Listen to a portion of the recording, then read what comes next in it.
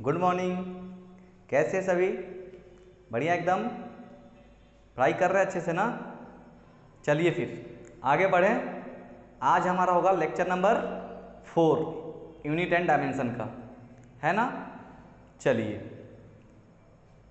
इसको और कुछ बात बताना था आप लोगों को। जो भी लेक्चर आप देख रहे हैं ना उसको एक सीटिंग में देखिए, है ना? ऐसे भी आपका जो लेंथ ऑफ वीडियो है, वीडियो का लेंथ बहुत छोटा रखा जा रहा है ना? 25 मिनट या फिर 27, 28, 30 मिनट का मैक्सिमम 40 मिनट मैक्सिमम हो रहा है ना? तो आप कोशिश कीजिए एक सीटिंग में देखने का। ये नहीं कि 10 मिनट देख लिए फिर थोड़ा सा घूम के आ गए, ऐसा नहीं करना है ना। एक बार में बैठ करके पूरा वीडियो कंप्लीट करना है। जब भी बैठेंगे एक सीटिंग में पूरा एक बार में वीडियो कंप्लीट करेंगे। यही बात बोलना था। आगे बढ़ें। आज बात करेंगे डायमेंशन के ऊपर, ठीक है? समझ में आ रहा है? यूनिट तक हमने कंप्लीट कर रखा था। आज जो होगा हमारा चर्चा वो होगा किस पे? डायमेंशन। डायमेंशन के ऊपर। चैप्टर का नाम भी ऐसे यूनिट एंड डायमेंशन है। यूनिट एंड मेजरमेंट भी बोलते हैं, डायमेंशन भी बोलते हैं, तो हम लोग डायमेंशन बोल लेते हैं आज के लिए। तो यूनिट एंड डायमेंशन में आज हम लोग पढ़ेंगे डायमेंशन के बारे में, ठीक है? देखिए डायमेंशन होता क्या है, हम इसको एग्जाम्पल समझा देते हैं, ज़्यादा आसान होगा आपको समझना। कुछ खास बात नहीं है इसमें। जैसे अगर मैं बोलूं कि volume of cuboid, volume of cuboid ये आपको ही पता है क्या होता है। Volume of cuboid length into breadth into height, यही तो होता है वॉल्यूम ऑफ क्यूबॉइड, है ना? एरिया ऑफ स्क्वायर या फिर area of rectangle, length into breadth, ये होता है area of rectangle, volume of cuboid, ठीक है? अब आते हैं, बात करते हैं डायमेंशन क्या। आप देखिए आपने पढ़ रखा है टोटल फंडामेंटल जो क्वांटिटी होता है वो हमने पढ़ा था 7 फंडामेंटल क्वांटिटी।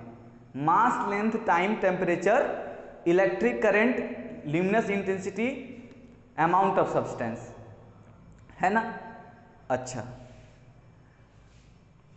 अगर मैं यहां पे फिलहाल आइए इस पे बात करेंगे, वॉल्यूम ऑफ क्यूबॉइड का बात करें तो वॉल्यूम ऑफ क्यूबॉइड में आपको वो जो फंडामेंटल क्वांटिटी में जो बोल रहा हूँ, मास, लेंथ, टाइम, टेम्परेचर, जो भी एक्सेट्रा, उसमें कौन सा क्वांटिटी यहाँ पे यूज हुआ है?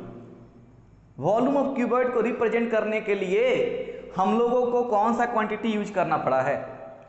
लेंथ। ब्रेथ क्या होता है?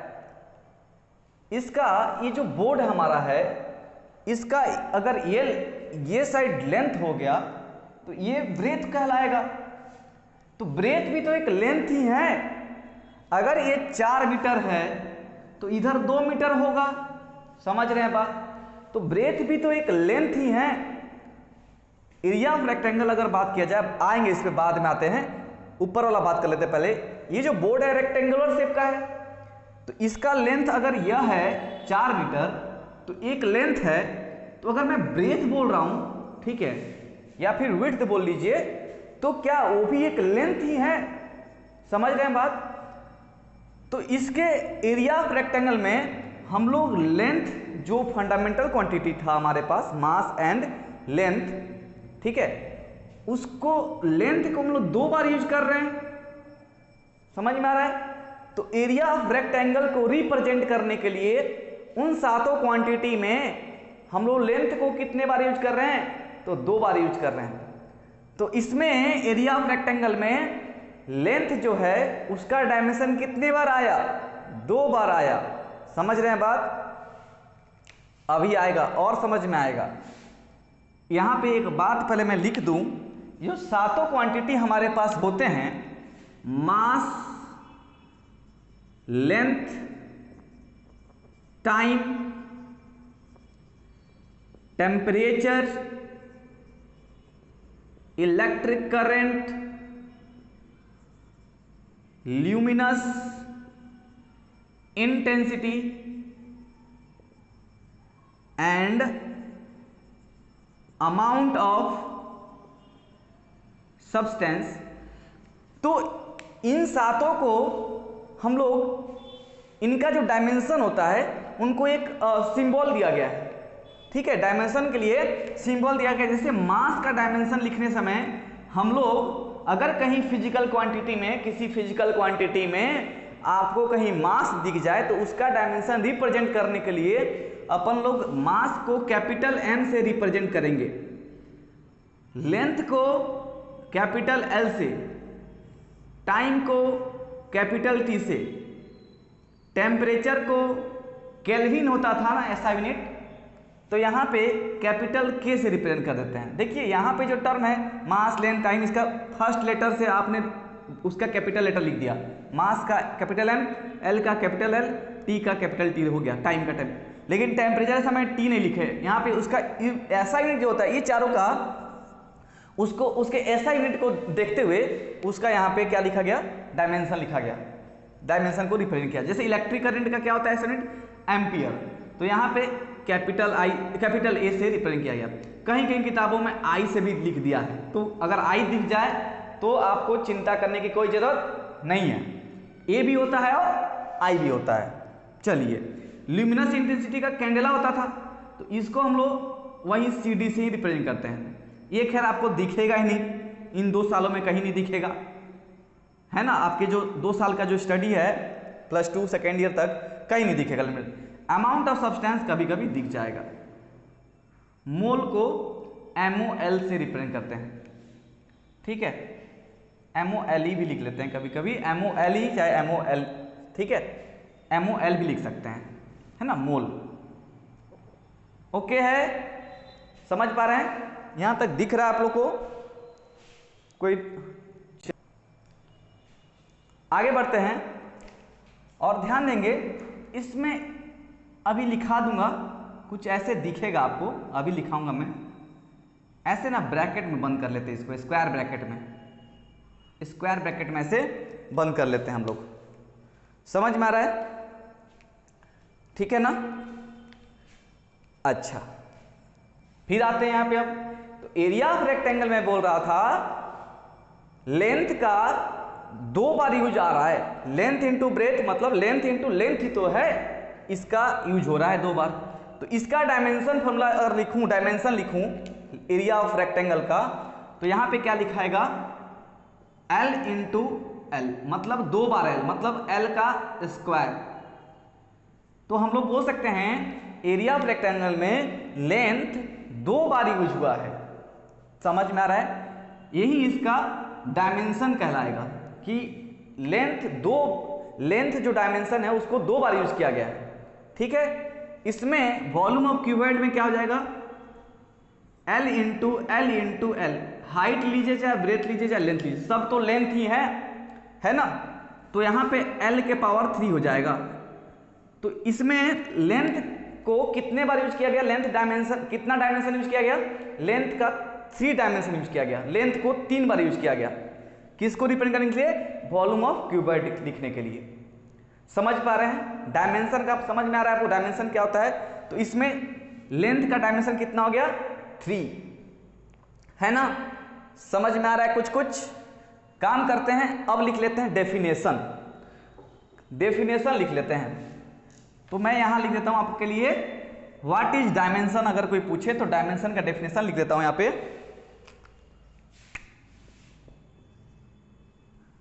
डेफिनेशन ऑफ डायमेंशन क्या हो जाएगा,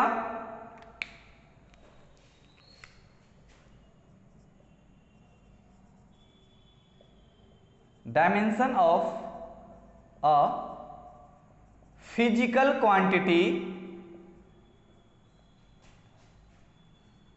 are the power of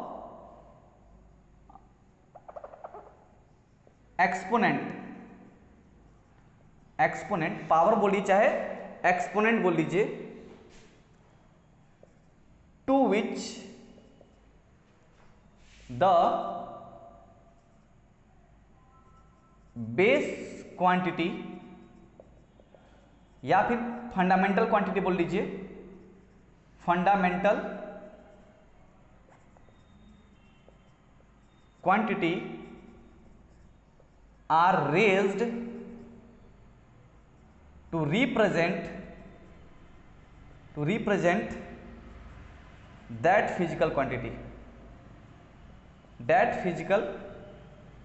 quantity, इसी को बोलते हैं डायमेंशन। डायमेंशन क्या होता है?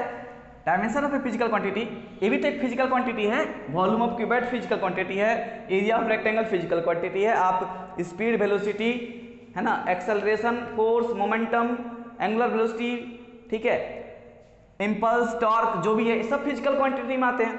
तो इसमें भी तो, ये भी तो फिजिकल क्वांटिटी है। तो इस वाले को आप इससे रिलेट कीजिए। Dimension of a physical quantity, dimension of a physical quantity, ये दोनों फिजिकल क्वांटिटी हैं, आर द पावर और एक्सपोनेंट, पावर बोली चाहे एक्सपोनेंट, दोनों बात सेम होता है, ठीक है, to which the base quantity या फिर fundamental quantity, base quantity, length क्या है? बेस क्वांटिटी है। The base quantity are raised, वो कितने से उसमें पावर आया है वो रिप्रेजेंट करता है उस फिजिकल क्वांटिटी का डायमेंशन। तो इसका डायमेंशन हो गया 3, है ना, इसमें लेंथ 3 टाइम यूज हुआ है, एरिया को रिप्रेजेंट करने के लिए लेंथ 2 टाइम यूज हुआ है, ठीक है, ये होता है डायमेंशन। तो इसका अगर कोई पूछे कि बताइए इसका डायमेंशन कितना होगा, dimension of volume of cuboid, answer क्या होगा? 3 होगा, 3 होगा आंसर। समझ गए बात? क्लियर हो रहा है? ओके। इसी में एक और चीज ऐड करते हैं, वो होता है डायमेंशनल फॉर्मूला। यहां पे यहीं पे बना रहा था heading, dimensional formula. Dimensional formula क्या होता है? तो देखिए, इसका डेफिनेशन लिख देते हैं, फिर इसको एक एग्जांपल दे देंगे। The dimensional formula of any physical quantity,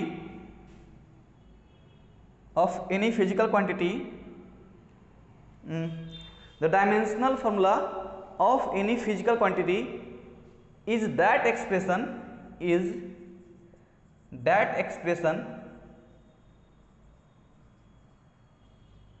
which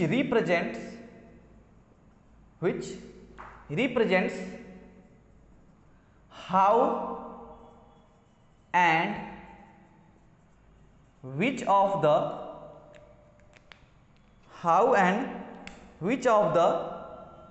base quantity या फिर fundamental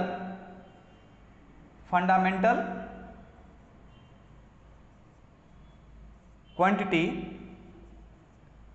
are included in that quantity. इसको बोलते हैं क्या चीज? Dimensional formula. डायमेंशनल फॉर्मूला क्या होता है? Dimensional formula of any physical quantity, कोई भी फिजिकल क्वांटिटी हमारे पास हो, एरिया ऑफ रेक्टेंगल हो, क्यूबॉइड हो, वॉल्यूम का क्यूबॉइड का वॉल्यूम हो, है ना, या फिर आपका वेलोसिटी हो, एक्सेलरेशन हो, फोर्स हो, टॉर्क हो, मोमेंटम हो, लीनियर वेलोसिटी हो, एंगुलर मोमेंटम हो, जो भी हो, ठीक है, उन सभी का डायमेंशनल फॉर्मूला क्या होगा? डायमेंशनल फॉर्मूला क्या कहता है? Dimensional formula of any physical quantity is that expression, वो एक एक्सप्रेशन है ना, which represents how and which of the base quantity, जो क्या रिप्रेजेंट करता है कि कौन सा, हाँ, हाउ मतलब कैसे और कौन सा, हाउ एंड which, कैसे और कौन सा बेस क्वांटिटी उसमें इंक्लूड हुआ है ना। जैसे इसमें बेस क्वांटिटी कौन सा इंक्लूड हुआ है? तो लेंथ इंक्लूड हुआ है। कैसे हुआ है? तो 3 टाइम ऊपर पावर चढ़ा है, बस यही तो होता है, इसी को बोलते हैं डायमेंशनल फॉर्मूला। समझ में आ रहा है क्या? है ना। तो dimensional formula of cuboid, volume of cuboid होता है L के पावर 3। डायमेंशन कितना होता है? तो 3। समझ में आ रहा है क्या? अच्छा, एक और एग्जांपल लेते हैं आपको समझाने के लिए, ज्यादा अच्छा रहेगा अगर मैं एग्जांपल दे दूं। यहां पे आपको एग्जांपल ले लिया जाए किसका? फोर्स का। फोर्स इज इक्वल टू होता है मास इंटू एक्सेलरेशन। मास का डायमेंशन फॉर्मूला किससे रिप्रेजेंट करता है? कैपिटल एम से। तो यहां पे होगा कैपिटल एम।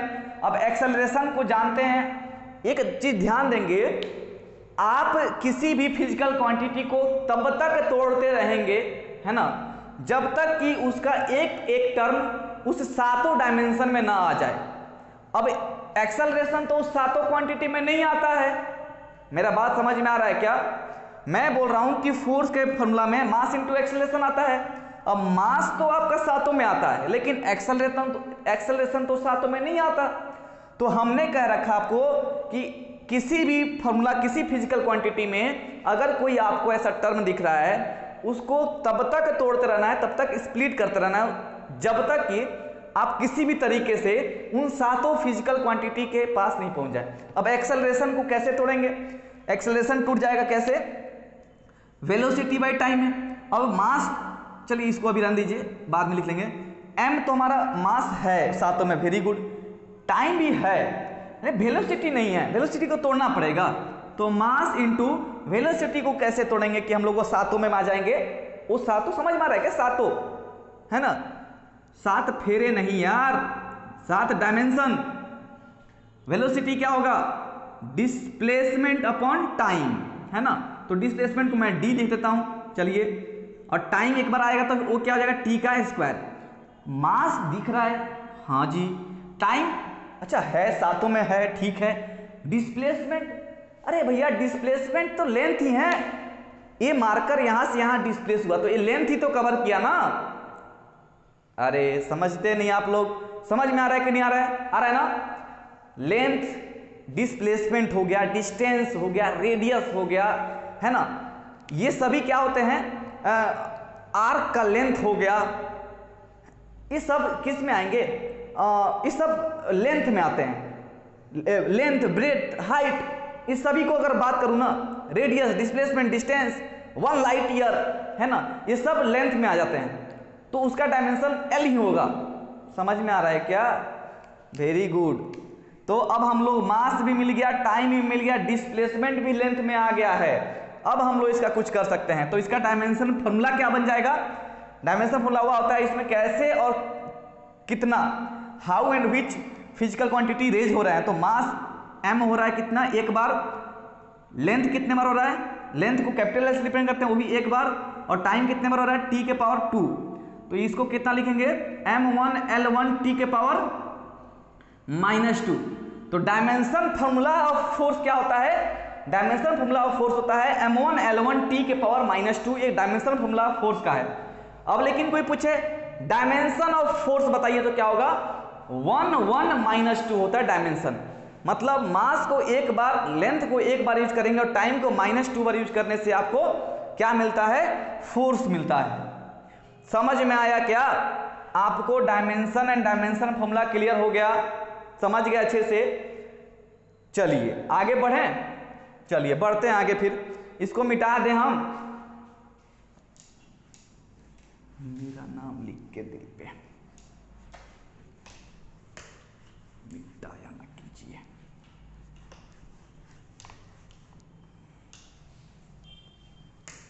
चलिए फिर आगे बढ़ा जाए। एक आता है डायमेंशनल इक्वेशन। जैसे डायमेंशन फॉर्मूला अभी पढ़े, वैसे एक आएगा आपको डायमेंशनल इक्वेशन। ठीक है, डायमेंशनल इक्वेशन। तो इसका डेफिनेशन लिख लेते हैं डायमेंशनल इक्वेशन का। The equation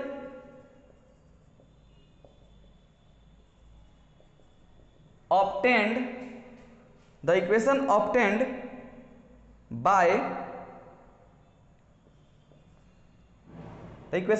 by equating a physical quantity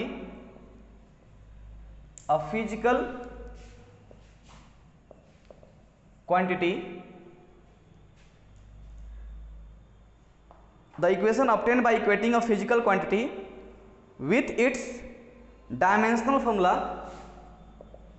with its dimensional formula is called dimensional equation, is called dimensional equation. ठीक है, तो डायमेंशनल इक्वेशन का एग्जांपल दे देते हैं। जैसे मान लेते हैं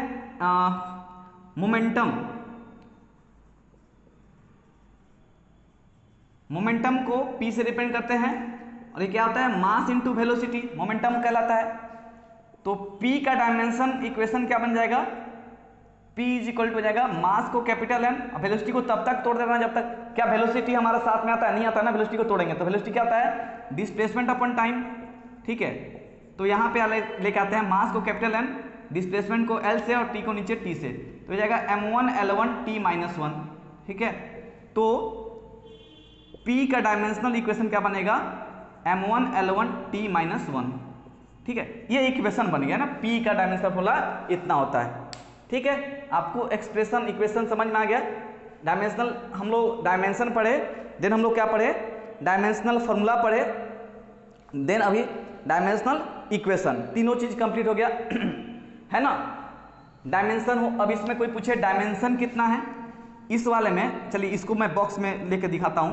इसमें कोई पूछे बताओ डायमेंशन कितना है, डायमेंशन किसका, मोमेंटम का, तो आंसर क्या लिखेंगे, ऐसे स्क्वायर ब्रैकेट में 1,1,-1, ये आंसर हो गया। कोई पूछेगा डायमेंशन फॉर्मूला क्या है किसका, dimensional formula of p, p मतलब आपका लीनियर मोमेंटम, तो ये क्या बन जाएगा, m1 L1 t माइनस 1। कोई पूछे डायमेंशनल इक्वेशन बताइए क्या होगा, डायमेंशनल इक्वेशन तो बनेगा p में ब्रैकेट डाल करके m1 L1 t माइनस 1 कर देंगे, तो ये बन जाएगा डायमेंशनल इक्वेशन। बस, अरे छोटा अंतर है बस, इसमें डायमेंशन हो गया, ये डायमेंशनल फॉर्मूला बन गया, ये डायमेंशन पूरा एक साथ लिख देंगे, डायमेंशनल इक्वेशन बन गया, कुछ खास थोड़ी ना है ना। तो यह है कहानी टोटल आपका डायमेंशन के ऊपर। अब डायमेंशन का यूज भी होता है, डायमेंशन को हम लोग यूज करते हैं, 3 यूज होता है इसका। पहला यूज होता है वो होता है to convert one system of unit into another system.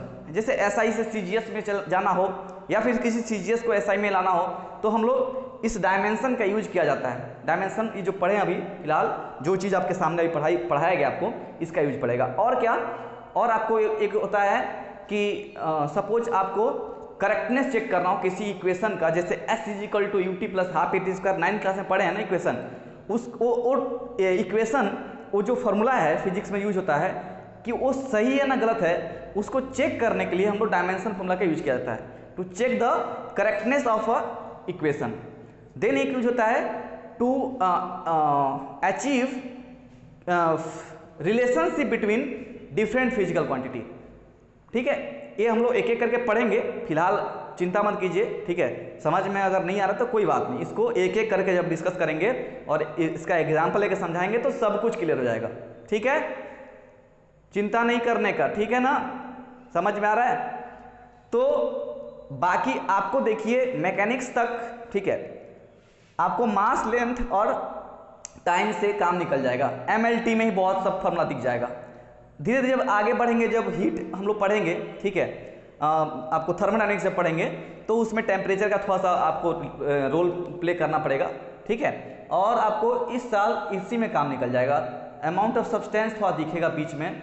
ठीक है, और लास्ट में सब जो करंट है ये सब है ना, वो आपको सेकेंड ईयर में दिखाई देगा, उसका डायमेंशन फॉर्मूला वहाँ पे। तो ये हर चैप्टर डायमेंशन और यूनिट डायमेंशन ऐसा चैप्टर है ना जो आपको अभी से लेकर के जब तक आप पास आउट हो रहे हैं +2 सेकेंड ईयर तक, आपको हर चैप्टर में इसको डील करना होगा, हर चैप्टर में इसका यूज होगा आपको।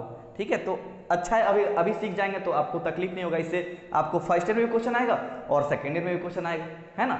डिफरेंट जैसे नया नया फिजिकल क्वांटिटी पढ़ते जाएंगे, वैसे उसका यूनिट और डायमेंशन भी पढ़ते जाएंगे साथ साथ में।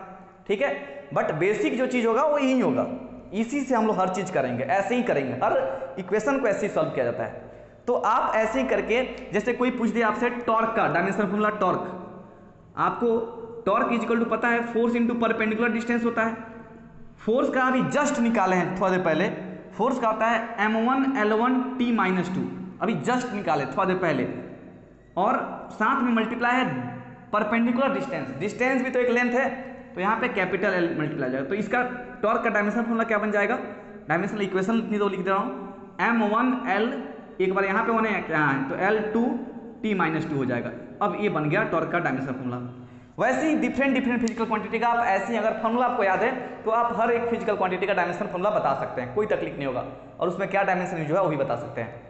ठीक है, तो इसके बाद आज का लेक्चर ही खत्म करते हैं। इसके बाद हम लोग इसका यूज के ऊपर जाएंगे, यूज देखेंगे कैसे कैसे यूज होता है। ठीक है, एक एक करके उस पर चर्चा करेंगे। चलिए फिर इसको देखिए, ठीक है, और इसमें कोशिश कीजिए आप अपनी साइड से कुछ कुछ डायमेंशन फॉर्मूला लिखने का अलग अलग फिजिकल क्वांटिटी का। ठीक है ना, चलिए फिर, थैंक यू।